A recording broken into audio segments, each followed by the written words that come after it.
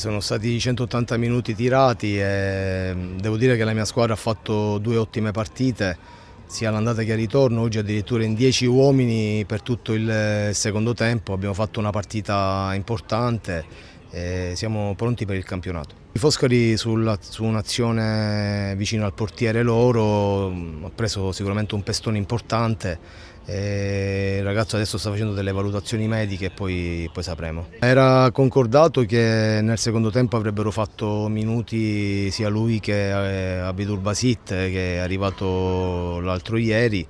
Tra l'altro anche il nostro ragazzo Jalò è stato tutta la settimana in Portogallo perché è nata la figlia, quindi insomma è tornato a casa per vedere la bambina. Però sì, noi in questo momento siamo in una fase di preparazione, adesso ci prepareremo per questa prima partita di campionato, ma arriveremo bene.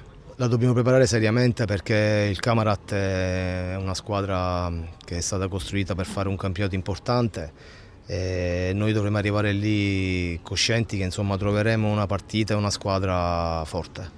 Noi abbiamo fatto tanto in queste ultime 2 settimane e abbiamo alcuni ragazzi che stanno perfezionando il tesseramento. Abbiamo soltanto la necessità di recuperare Guaiana. Recuperato Guaiana poi siamo tutti. La conferma a San Vito è arrivata quasi subito. Poi è chiaro che durante l'estate ci sono state tante voci su questa panchina, tanti allenatori che si sono avvicendati ogni settimana.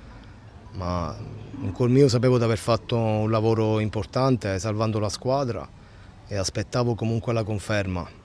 Quando è arrivata ci siamo seduti e abbiamo concordato il da farsi. Eppure se dovesse accadere fa parte del gioco. Gli allenatori sono sempre con la valigia in mano. Non esistono allenatori che hanno la certezza di iniziare e finire il campionato. Quello lo dicono sempre i risultati. E il calcio lo sappiamo, noi allenatori siamo legati ai risultati.